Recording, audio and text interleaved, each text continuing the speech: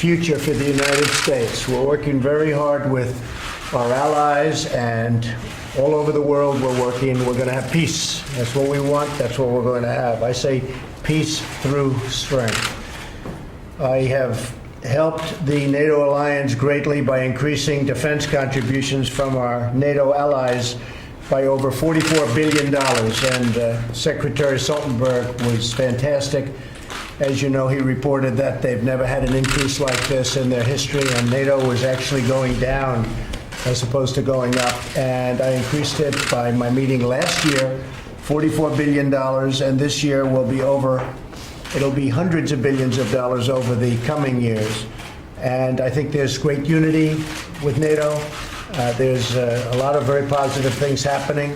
There's a great spirit that we didn't have before, and there's a lot of money that they're putting up. They weren't paying their bills on time, and now they're doing that. And I want to just say thank you very much to Secretary Stoltenberg. He really has been terrific. So we had a tremendous success.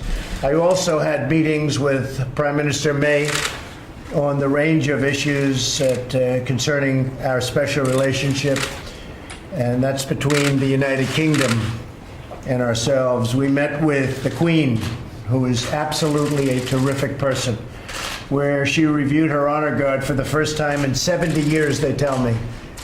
We walked in front of the honor guard, and that was very inspiring to see and be with her. And I think the relationship, I can truly say, is a good one. But she was very, very inspiring indeed. Most recently, I returned from Helsinki, Finland, and I was going to give a news conference over the next couple of days about the tremendous success, because as successful as NATO was, I think this was our most successful visit.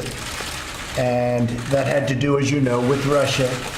I met with Russian President Vladimir Putin in an attempt to tackle some of the most pressing issues facing humanity. We have never been in a worse relationship with Russia than we are as of a few days ago, and I think that's gotten substantially better. And I think it has the possibility of getting much better. And I used to talk about this during the campaign. Getting along with Russia would be a good thing. Getting along with China would be a good thing. Not a bad thing, a good thing. In fact, a very good thing. We're nuclear powers, great nuclear powers. Russia and us have 90% of the nuclear weapons. So I've always felt getting along is a positive thing, and not just for that reason. I entered the meeting with the firm conviction that diplomacy and engagement is better than hostility and conflict. And I feel that with everybody. We have 29 members in NATO, as an example, and I have great relationships, or at least very good relationships, with everybody. The press covered it quite inaccurately. They said I insulted people. Well, if asking for people to pay up money that they are supposed to pay is insulting, maybe I did. But I can tell you, when I left, everybody was thrilled, and that's the way this was, too. My meeting with President Putin was really interesting in so many different ways, because we haven't had relationships with Russia for a long time. And we started. Let me begin by saying that, once again, the full faith and support for America's intelligence agencies. I have a full faith in our intelligence agencies. Whoops, they just turned off the light. That must be the intelligence agency. There it goes. Okay. You guys okay? Good. That was strange, but that's okay. So I'll begin by stating that I have full faith and support for America's great intelligence agencies. Always had. And I have felt very strongly that while Russia's actions had no impact at all on the outcome of the election, let me be totally clear in saying that, and I've said this many times, I accept our intelligence community's conclusion that Russia's meddling in the 2016 election took place. Could be other people also. There's a lot of people out there. There was no collusion at all. And people have seen that, and they've seen that strongly. The House has already come out very strongly on that. A lot of people have come out strongly on that. I thought that I made myself very clear by having just reviewed the transcript. Now, I have to say, I came back and I said, what is going on? What's the big deal? So I got a transcript, I reviewed it. I actually went out and reviewed a clip of an answer that I gave. And I realized that there is a need for some clarification. It should have been obvious. I thought it would be obvious, but I would like to clarify just in case it wasn't. In a key sentence in my remarks, I said the word would instead of wouldn't. The sentence should have been, I don't see any reason why I wouldn't, or why it wouldn't be Russia. So, just to repeat it, I said the word would instead of wouldn't, and the sentence should have been, and I thought I would be maybe a little bit unclear on the transcript or unclear on the actual video. The sentence should have been, I don't see any reason why it wouldn't be Russia. Sort of a double negative. So you can put that in, and I think that probably clarifies things pretty good by itself. I have on numerous occasions noted our intelligence findings that Russians attempted to interfere in our elections. Unlike previous administrations, my administration has and will continue to move aggressively to repeal any efforts and repel. We will stop it, we will repel it, any efforts to interfere in our elections. We're doing everything in our power to prevent Russian interference in 2018. And we have a lot of power. As you know, President Obama was given information just prior to the election, last election, 2016, and they decided not to do anything about it. The reason they decided that was pretty obvious to all. They thought Hillary Clinton was going to win the election, and they didn't think it was a big deal. When I won the election, they thought it was a very big deal, and all of a sudden they went into action, but it was a little bit late. So he was given that in sharp contrast to the way it should be. And President Obama, along with Brennan and Clapper and the whole group that you see on television now, probably getting paid a lot of money by your networks, they knew about Russia's attempt to interfere in the election in September, and they totally buried it. And as I said, they buried it because they thought that Hillary Clinton was going to win. Turned out it didn't happen that way. By contrast, my administration has taken a very firm stance. It's a very firm stance on a strong action. We're going to take strong action to secure our election systems and the process. Furthermore, as has been stated, and we've stated it previously and on many occasions, no collusion. Yesterday, we made significant progress toward addressing some of the worst conflicts on earth. So when I met with President Putin for about 2.5 hours, we talked about numerous things. And among those things are the problems that you see in the Middle East, where they're very much involved, we're very much involved. I entered the negotiations with President Putin from a position of tremendous strength. Our economy is booming, and our military is being funded $700 billion this year, $716 billion next year. It will be more powerful as a military than we've ever had before.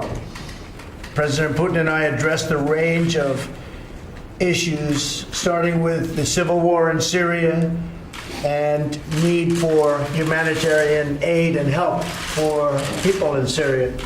We also spoke of Iran and the need to halt the nuclear ambitions and the destabilizing activities taking place in Iran. As most of you know, we ended the Iran deal, which was one of the worst deals anyone could imagine, and that's had a major impact on Iran, and it's substantially weakened Iran, and we hope that at some point Iran will call us and we'll maybe make a new deal, or we maybe won't. But Iran is not the same country that it was 5 months ago, that I can tell you. They're no longer looking so much to the Mediterranean and the entire Middle East. They've got some big problems that they can solve probably much easier if they deal with us. So we'll see what happens. But we did discuss Iran. we discussed Israel and the security of Israel, and President Putin is very much involved now with us in a discussion with Bibi Netanyahu on working something out with surrounding Syria and specifically with regards to the security and long-term security of Israel. A major topic of discussion was North Korea and the need for it to remove its nuclear weapons. Russia has assured us of its support. President Putin said he agrees with me 100%, and they'll do whatever they have to do to try and make it happen. Discussions are ongoing, and they're going very, very well. We have no rush for speed. The sanctions are remaining. The hostages are back. There have been no tests. There have been no rockets going up for a period of 9 months.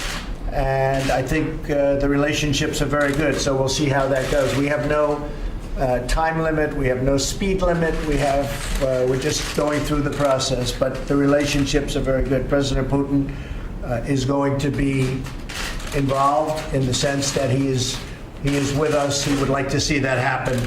Perhaps the most important issue we discussed at our meeting prior to the press conference was the reduction of nuclear weapons throughout the world. The United States and Russia have 90%, as I said, and we can have a big impact. But nuclear weapons is, I think, the greatest threat of our world today. And they're a great nuclear power. We're a great nuclear power. We have to do something about nuclear. And so that was a matter that we discussed actually in great detail, and President Putin agrees with me.